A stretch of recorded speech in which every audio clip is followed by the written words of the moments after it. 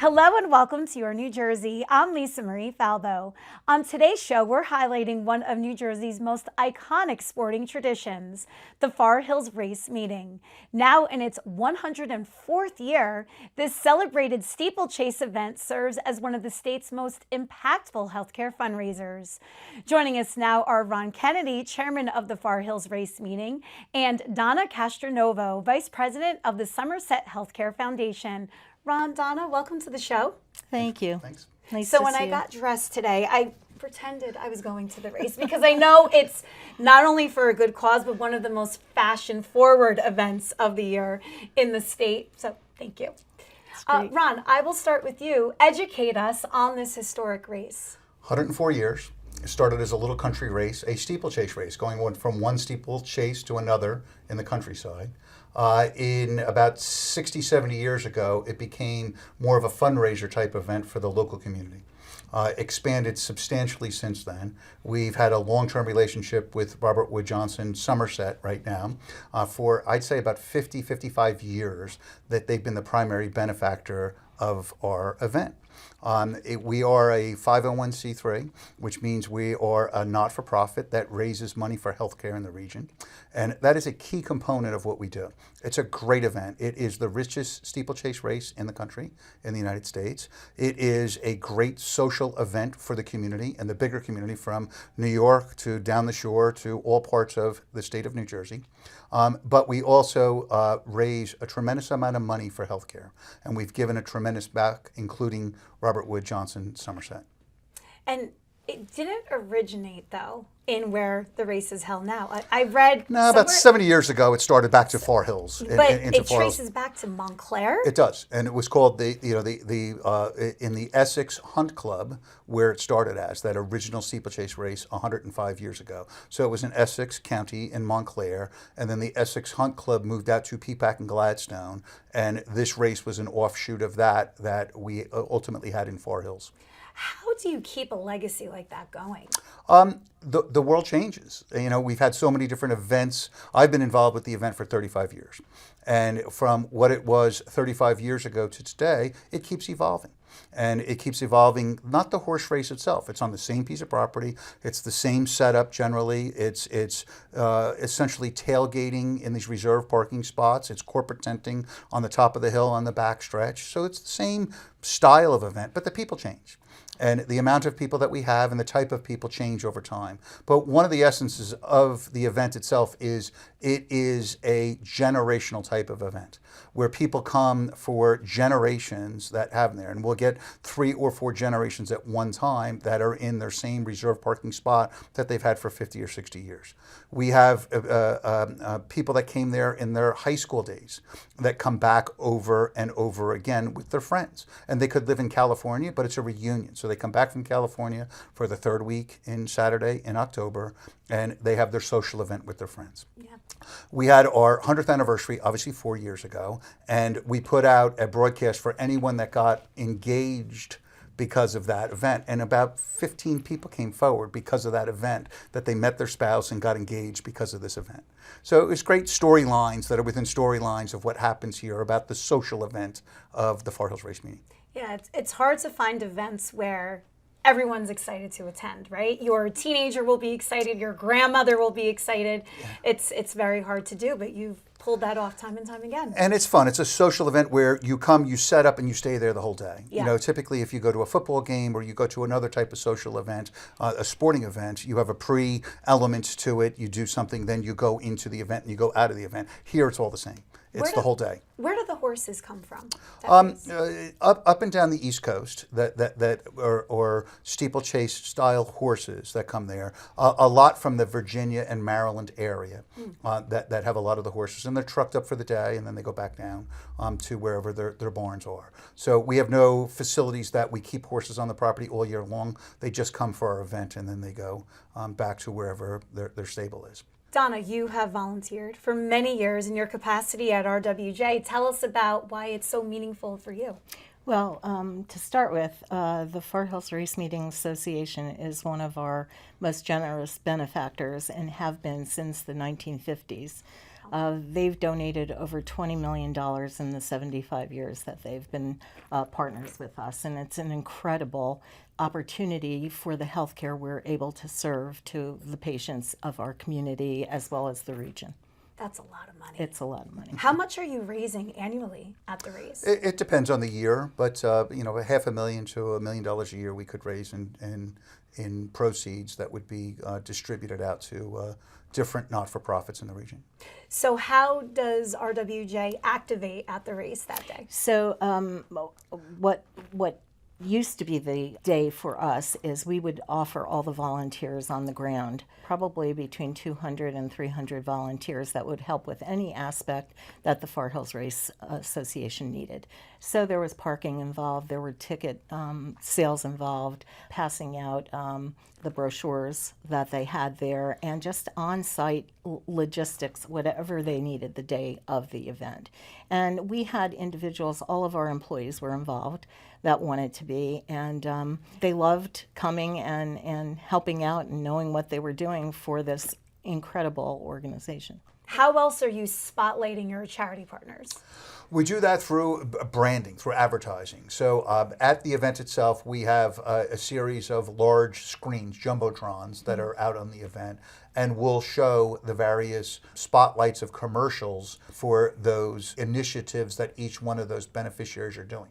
Do you notice an uptick in people's interest on race day and right after? I think I would say absolutely, but it's now the coordination and understanding what this event does for the local region and healthcare in the region. I'm not sure that everyone realized the unbelievable job that Far Hills does, the Far Hills Race Association does with these charities, but now it's very obvious. And you can look at any of what Ron just talked about and really look into those organizations and see the good they do for the communities. What other organizations are you giving back to? We have some local organizations that are a cancer survivor group that is in community in crisis, Crossroads for Hope, and another group, Bonnie Bray, which is a school in Bernards Township for kids out of the city that have emotional issues that we give money to. There's also the Life Camp, which is a probably 60, 70-year camp that is for summer students from the North community that come out. I've been to the it. camp. It's So you've been incredible. Right. Yeah. So we give money to them too. So we've taken it, and all that money that we give to those other organizations are through Robert Wood Johnson Somerset, through Donna's organization. So as we said, it's 1 and 1 equals 3. So rather than just give them $1, we work with the foundation and they help bridge other things. So sometimes they'll bring medical care to one of those organizations for the summer camp. So they do other things that are not just monetary driven, of a relationship base that we try to make better. So bridge those not-for-profits together to see if we can combine to make them better. So the Far Hills race goes far beyond race day. It does. Absolutely. Oh, it's all year. Not only planning the event, but then also doing the other aspects of that, promoting other things. In conjunction with Robert Wood Johnson Somerset, we started with the Somerset County Prosecutor's Office pink car wrap that we take about a half a dozen police cars, and for Breast Cancer Awareness Month, we wrap the cars in a pink color and have different symbols that are on there that are sponsored by Far Hills Race Meeting and some other groups. And that's a big awareness that we bring to the community. We try to bring all those cars back on race day and put them around the property. Any of our guests to the property can automatically sign up for screenings right away there. So Donna and her team set up QR codes, and we can screen right there. They can make an appointment right there for a breast screening because we put these cars What a out there. partnership Yeah. for you. Yeah, so It's it's just we wonderful. try to unique things each time to create interest, create something that the community certainly resonates with, and it's a give back. Yeah, absolutely. And it's forever changing, which is incredible. They keep up with what is good for now Yeah. and what the future holds, which is wonderful. Like the QR codes are on the cars. Anyone could see that vehicle and just snap on and get the information for whatever type of screening they need. Is there another special initiative that you're working on for this year's race? We don't have one specific other than, again, we're listening to the community. and we're listening to what is in the community and what the needs are, and try to change with those needs. And a lot of that is the program that we're going to talk about today, which is a program that we started in 2018 because of very specific circumstances that's become widely successful and we feel really good about. And it was a grassroots connection that we made, and I think it's turned out great. And we're very Yeah, proud. well, tell us all about it. So in 2018, the RWJ Somerset with the Steeplechase Cancer Center started an oncology assistance, patient assistance program. And what this program was and is today, when we started out, was trying to help individuals that were diagnosed with cancer and having some financial hardships, because you're okay today, this catastrophic disease hits you, and some people can't work any longer, they lose their jobs. So it's not about individuals that, demographically have issues. It could happen to anyone. So we put this program together that we would be able to help people that were having financial hardships. For instance, they would come in, insurance doesn't cover everything. They might need lymphedema sleeves, they might need a wig, they might need prosthesis. Getting back and forth to their medical appointments could be an issue. So this fund actually takes care of all of those things for these individuals. The criteria is very loose, so we can help many. We support about 150 patients a year, and about 1,500 rides, free rides back and forth for medical appointments at the Steeplechase Cancer Center. And this is all made possible with donors, but the most generous donor is the Far Hills Races. I believe we're at about $700,000 that they've donated specifically to this fund. And the individuals that they've helped is just amazing. Wow. Yeah. I mean, it's just so needed, so beautiful. And what I'd like to say is, in honor of their generosity, that it's now called the Far Hills Race Meeting Association Oncology Assistance Program. And where is this located? Is it just at your hospital? Yes, RWJ Somerset, and the Steeplechase Cancer Center is connected to our hospital. Is there a horse in the logo? Well, it was named after the Far Hills Yes. Races. That was one of the original namings, and also our behavioral health department is named after the same organization that has been so generous to us. I mean, what a This is perfect very marriage. unique. Very unique. Yeah.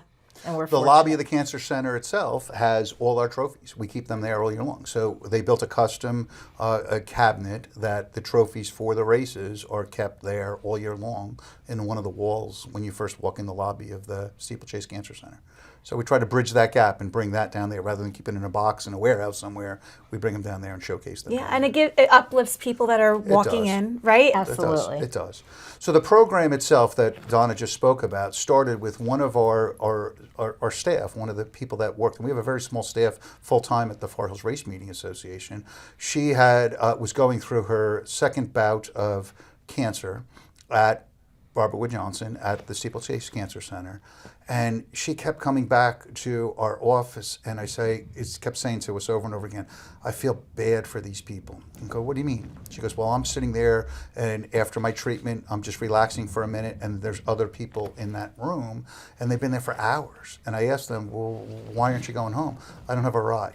My son, daughter, husband, wife doesn't get off till 10 o'clock, 11 o'clock at night. I have to wait here for them. And it's hours later. And she, talked to other ones, and all of a sudden, a wig. I'd love something like that. Or some other element that was struggling that this person had. And the person that was working for us was very passionate about that. We got to help them. We got to figure out a program to go help these people do that. And that's really how it started, where she really gave us the insight. And we talked to Donna, and there was another director of the medical group at the Cancer Center at the time that embraced that idea and said, we can do this. We can make this work. Because administratively, it takes time for someone to go deal with this.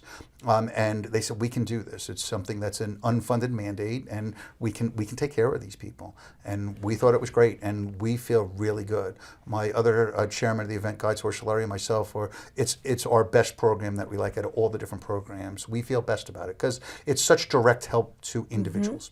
And and it's an impact right away.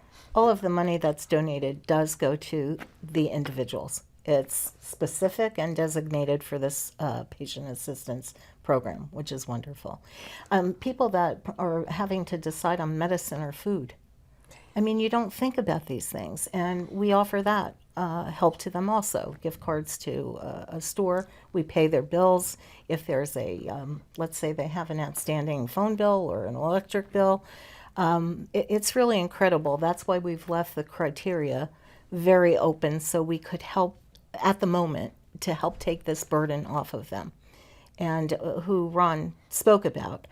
She was very passionate about this and, really saw things happening there that we're able to manage much better now. We have case management people, navigators that help each individual patient, and they read into what their problems might be because some people are very proud and don't want to ask for help. Yeah. You'll have a patient that has a family, maybe parents living with them, and the food bill's high, and she's not going to eat or he's not going to eat. They'll make sure that their family's taken care of. So there's that nutritional concern. Also, when you're going through cancer, you really need to try to keep your, health up as well as you can. I mean, the fact that this huge social gathering is making this kind of an impact, I hope people see this and your crowds triple this year. And we do. I mean, we want to make it beyond just the social aspect, that it is a give back and it, to the community. So not only us, but our guests, the patrons that come and support us, it's a direct give back that they're doing to their own community that they live in. And I think that's an important message that gets overlooked sometimes. We advertise stronger with that. It's on every published element of that we have on our social media accounts, that we're really trying to, promote the fact of these beneficiaries and what their causes are, because it's important to us and it should be important to those people that participate in our event. I just feel like there's so much synergy with what we're trying to do with media in New Jersey and with you, with the Far Hills Race, because we love the Garden State and it's the place to be, and your event is the place to be. Why is that important for you? Well, like anything else, a tremendous amount of our effort is volunteer time. And why do they put that in? Because they love the passion about what the event is and what it gives back to the community, not only monetarily, but what makes it great about being in this state? What makes it great about being in Somerset County? So, we're all looking to promote what's really special about a place we all live in, work in, play in, went to school in. And we keep trying to look for those opportunities with the Far Hills Race Meeting to promote that and promote what makes it great. There's nothing better than being in New York City, and I have this silly hat called the Hunt Club, which is a brand within that, and all of a sudden someone on the street, hey, the Hunt, I've been there. And I could be in the Village at, 11 o'clock at night, and it brings back those things. And it's not someone that necessarily lived out here, but someone that participated out here.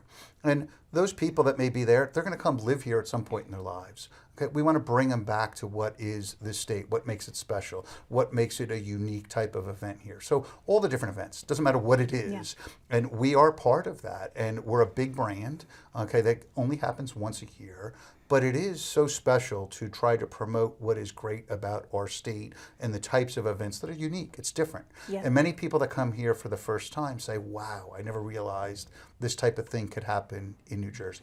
First of all, that there's horses in New Jersey, which we know, but most people don't know. There's Meadowlands racetrack. There's a ton of horses there. But in coming out to the social event and a unique event, and it's different. It's not the same type of event that you would go for another sporting event. And it's promoting a brand, not just our brand, but it's promoting the state brand. And that's what we're all here for. It makes us better for our lives, better for our kids' lives, and that's what we're here trying to do. Before we wrap, I want to learn more about your story and how you got involved in the Far Hills Race. So, my background is I'm a land planner and a civil engineer. So I work on real estate projects all the time. So when I first got involved in a business deal with Guy Torschleri, who was involved at the time with the Far Hills Race Meeting, probably about 10 years before myself, he says, come on, you got to go look at this and see how you can help make some of this better, and fixing problems. And that's what I do for a living, is fixing different things. So I got hooked right away. Now, I had grown up in the area, so as a youth, we came to that event. much smaller than it became. But as a youth, I think my first experience was either in 1975 or 1976. I came with my family and came back quite a bit after that. So I knew the event, but not from an operational standpoint. And when it started getting involved with the operations, it was just something that naturally fit into. And I love the planning aspect of that and putting the different components together and making this work and making truly the operation successful from all the different elements. It's a year-round event now. I mean, it's just we're constantly having a plan. The day the race is over, we're starting next year again. I know all about that. Yes, it just takes it. You know, it's that type of thing. And the the interesting things is you only get one day a year to experiment with something. So if you make changes, you don't say, okay, well, I'll try it today and then I'll come back tomorrow and change it again, or try it back next week or next month, a football game or something else that you would try to do an event. And this year it's one a year and that's it. Rain or shine. It's rain or shine. And we've had some rain days, and we've had some mud days, and we've had some beautiful days. So it has all different things. Who makes up, so it's you and Guy? Yes. And then do you have a board as well? We do, and we have a committee of about 25 to 30 people that I'll say volunteer in different facets. Some have experience in emergency management that have to do it. Some have experience in technology that we have to get involved in. That's changed completely, the technology. You know, you're putting 30,000 people in the middle of a field and everyone's taking selfies and wanting to have their video sent to their friends that are sitting somewhere else in some other event that day, and the phone system has to work. And over the years, we've crashed the cellular system a number of times. Wow. So it's been reinforced a number of times there, and to the point where the two larger cellular suppliers say we use more bandwidth at our event than Giants or Jets game. No. Because no one takes videos and sends them to friends. No one takes selfies. They take a photo, but they don't take videos. Here they're taking videos of the horses running by. Here they're taking videos of the friends running by. You don't do that if you're sitting in a football stadium. It's true. And he goes, we use a tremendous amount of bandwidth there. So that's just a change that we have to do. Even our tickets, we used to do everything by hand. Now we have to do it all electronically. It just changes our whole operation. It's a puzzle. Yeah, it's always a puzzle. Is the race televised? It is. And just before COVID, we worked on a partnership with Monmouth Park to actually do betting on the day of the event at the races. So you can actually bet just like you would down at Monmouth Park, you can bet on the race. And that started, I'd say, about 2017, 2018. We've grown that quite a bit. It is not by betting to a teller, you do it all online. And we get proceeds from that as well. But because of that, we have a partnership now with New York Racing Association that runs Saratoga and Belmont. And they actually have a live broadcast of a Belmont event at the same time we're doing our event that's live on Fox Sports. Oh, so the last 4 years we've been live on Fox Sports 1 that we're broadcast live to that. So it's great to rebroadcast. And believe it or not, our biggest followers come from the UK and Ireland because they love steeplechase racing. And actually we have a fair amount of Irish horses that come over for the event because the purses are pretty high, that we'll have for our large Grand National, we'll have 3 or 4 horses from Ireland that'll come over here and race. That's unbelievable. So we'll get a national population that'll go and watch our show now, and we're building that. And it just takes time, like any event, to build that brand. But it's change in technology, and change in how people bet. There's companies like FanDuel that are involved and have a corporate tent now on the hilltop that they bring their bettors in to watch our race live, and do that. So again, the market changes as things change. I love how it's so international but so local at the same time. Yeah. Benefit you. Incredibly. The benefits are local. There's no doubt about that. But we try to broadcast a bigger net across a bigger bandwidth, and it helps the locals to that. And no one doesn't mind going to an event and watching themselves later on a TV show that they were at. You've gone to this race year after year, so you've seen the growth. Yeah, again, just incredibly fortunate to have an organization like the Far Hills Race Meet Association being involved with us and partners with us for over 75 years. We just want to give back to them as much as we can and be there for them. With the foundation, how long have you been affiliated? I've been with the foundation 20 years, not in this capacity, but as a director, and then I moved up to a VP maybe 6 years ago. I'm sure you do events throughout the year. We do some fundraising events, and we do some cultivation events for our donors and bring them in so we can thank them for all they do for us. Yeah, well, I think this is probably your marquee one, though. Yeah, it is. It is. Well, it's a big one, and I hope to make it out this year. I'll rewear the jacket. You're Maybe. more than welcome. we need help for singing the Star Spangled No, Banner, oh, well. if you have any interest in doing that. I have connections to others that can sing, but you'll have 30,000 people screaming for their lives. But this was so awesome. Where can people find out more about the race? FarHillsRace.org is our website that you can find out, and just to Google it, and it has all the information about the race. Has a lot of videos from the last couple of years, and then we're covered on social media and all the different social media accounts, and really great, interesting content about the horses, about the people, about the beneficiaries. And where can people find out more about RWJ Somerset? RWJ Somerset. We also have a foundation page, which is Somerset Health Care Foundation, and all our information is there attached to the Far Hills races also. Great. Well, this was so much fun. Thank you so much. Thank you. Hopefully we'll see you out at race day. If for not, having we'll us. be watching you on Fox Sports. There you go. Thanks so much. Thank you, Lisa. Thank you for joining me on another episode of Your New Jersey. I'm Lisa Marie Falbo. We'll see you back here next week.